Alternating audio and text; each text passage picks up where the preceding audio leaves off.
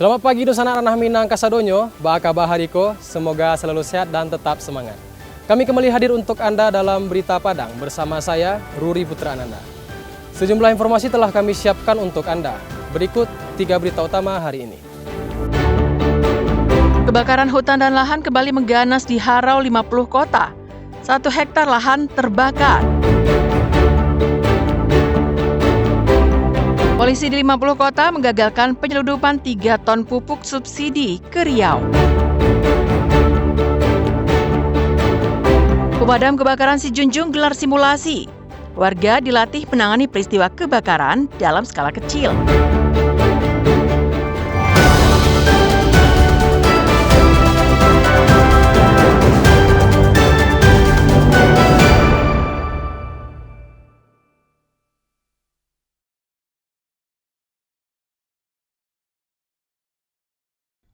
Asap tebal mengepul dari kawasan perbukitan di Nagari Tarantang, Kecamatan Harau, 50 kota pada Senin siang. Puluhan personel gabungan dari BPBD, petugas pemadam kebakaran 50 kota, polisi, dan tentara berjibaku memadamkan api agar kebakaran tidak meluas. Kebakaran menghanguskan 1 hektar lahan yang diduga akibat pembukaan lahan baru. Petugas kesulitan untuk memadamkan api karena lokasi yang berbukit. Sedangkan kemampuan selang pemadam terbatas untuk menjangkau tempat-tempat yang tinggi. Data di kantor BPBD 50 kota, selama bulan Juni ini saja, telah terjadi 8 kali kebakaran hutan dan lahan di 50 kota, dengan luas lahan yang terbakar mencapai 20 hektar. Untuk penyebab, kita lihat di lokasi saat ini, waktu tim tadi melakukan kaji cepat, rata-rata ini salah satu juga penyebabnya adalah dampak dari pembukaan lahan. Ya, untuk luas saat ini kita perkirakan lebih kurang sekitar 1 hektar. Dan kita terkendala sekarang yaitu lokasi yang cukup sulit, yaitu lokasi yang berbukit.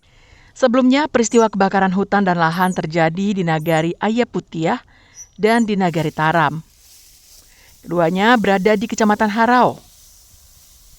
Untuk mengantisipasi terjadinya karhutla, masyarakat diingatkan untuk tidak membuka lahan dengan cara membakar. Ikhlasul Ihsan melaporkan dari 50 kota.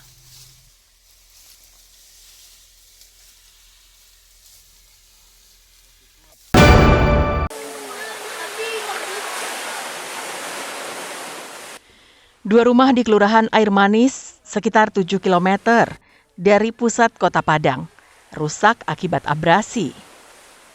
Kerusakan terjadi di bagian dapur dan kamar tidur. Jika kondisi ini tidak segera diatasi, maka kerusakan akan semakin parah, yang berdampak bangunan akan ambruk ke laut. Menurut keterangan Jaliar, warga Air Manis, rumahnya semula terdiri dari 4 kamar. Saat ini hanya menyisakan 2 kamar akibat dihantam abrasi yang terjadi selama bertahun-tahun. Selain itu, dapur rumah warga lainnya juga telah ambruk dihantam abrasi. Kondisi ini sering dikeluhkan warga kepada pemerintah setempat agar segera dipasangi batu grip ataupun batu bronjong agar abrasi tidak semakin meluas. Terlebih beberapa meter dari bibir pantai juga berdiri sebuah bangunan sekolah dasar. Namun hingga kini, keluhan warga belum ditindaklanjuti oleh pemerintah Kota Padang. Rasakan ekonomi wa kurang tuh anak ngadeh le dona ngadeh kusanya nak. Macam bolehnya. Amak kau dapat mungkin mana Gawentam tak syukur batu grip kau mak dia. Jadi kau bakal rumah kau diwisasi di uning. Kau bakal uning kau nak. Di tenda. Mana kadang mau ngisi di tenda. Udah rusak ya? Iya, ada pun anak buat cai satunya. Nah, aduh lah udah kali param dia nah. Jadi kalau nak segitu bahasa untuk grip nah, aji mama ketinggal. Mesti ambruk mama lah. Berapa diganti nah. Saat cuaca tidak bersahabat seperti hujan deras yang disertai angin kencang, warga yang rumahnya rusak terpaksa mengungsi ke tenda yang disediakan oleh BPBD Padang yang tidak jauh dari lokasi rumahnya karena khawatir dengan keselamatan mereka. Robiham melaporkan dari Padang.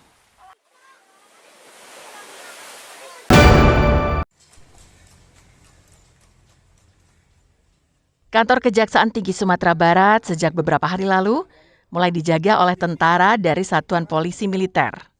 Hal itu merupakan penerapan dari Perpres nomor 66 tahun 2025. Untuk Kejaksaan Tinggi, ada 2 anggota Polisi Militer Padang yang menjaga kantor yang beralamat di Jalan Raden Saleh tersebut. Jam kerjanya Polisi Militer menyesuaikan dengan jam kerja di kantor Kejati Sumbar. Untuk saat ini, baru Kejaksaan Tinggi Sumatera Barat yang dijaga oleh tentara. Sedangkan untuk jajaran Kejaksaan Negeri di kabupaten dan kota di Sumatera Barat masih menggunakan petugas pengaman dari pihak ketiga.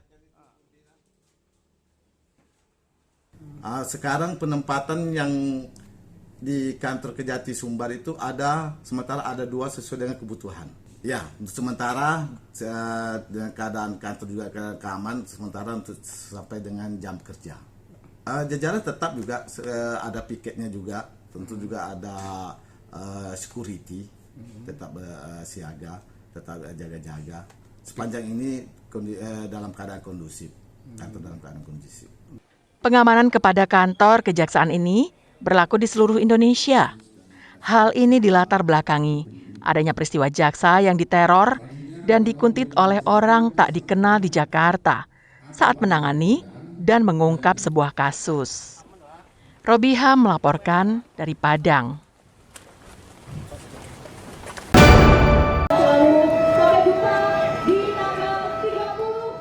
Bank Indonesia dan Lantamal 2 Padang melepas keberangkatan kapal perang KRI Kalahitam di Pelabuhan Teluk Bayur Padang pada Selasa pagi.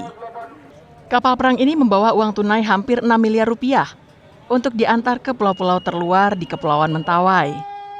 Kegiatan yang bertajuk Ekspedisi Rupiah Berdaulat 2025 ini merupakan implementasi dari Undang-Undang Nomor 7 Tahun 2011 untuk menyediakan uang rupiah di seluruh wilayah Indonesia, termasuk pulau-pulau yang masuk kategori 3T, yakni terluar, tertinggal, terdepan. Tempat yang dikunjungi yakni 2 lokasi di Pulau Siberut, Pulau Pagai Utara, Pulau Pagai Selatan, dan Pulau Sipora. Ekspedisi ini diikuti oleh 15 pegawai Bank Indonesia yang disebut pejuang rupiah yang didatangkan dari berbagai provinsi di Indonesia. Mereka akan berlayar sampai tanggal 30 Juni mendatang. Kepala Departemen Uang Bank Indonesia menyebut, ekspedisi ini dilakukan di seluruh Indonesia yang meliputi 18 lokasi pada 90 pulau di Indonesia. Bank Indonesia harus menyediakan uang seluruh NKRI, makanya kita kerjasama dengan Angkatan Laut, Mas. Itu untuk pengedaran di 3T, ya kan, terluar, terpencil, tadi kan. Itu sehingga kita mencoba melakukan distribusi uang ERB. Nah, ini sebetulnya untuk tahun 2025 itu ada 18 lokasi, termasuk di Kendari kemarin, kemudian Sumatera Barat, dan jumlah pulaunya 90 pulau. Rata-rata setiap ekspedisi kita ada 5 pulau ya. Lantamal 2 Padang mendukung ekspedisi rupiah berdaulat sesuai komitmen Bank Indonesia dengan pimpinan Angkatan Laut Indonesia dengan menyediakan kapal perang dan personel. Lantamal 2 Padang ya ikut mensukseskan program ekspedisi rupiah berdaulat ini dengan mengirimkan KRI Kalahitam seperti yang kita lihat tadi. Jadi kami berkolaborasi dengan BI karena ini juga merupakan komitmen bersama ya dari pimpinan kita, dari BI maupun dari Mabesal untuk melaksanakan ekspedisi rupiah berdaulat. Harapannya rupiah kita semakin jaya dan semakin kuat. Tim ekspedisi rupiah berdaulat ini akan mengambil uang lusuh dan uang yang sudah tidak layak edar untuk diganti dengan uang yang baru. Johardio Anse melaporkan dari Padang.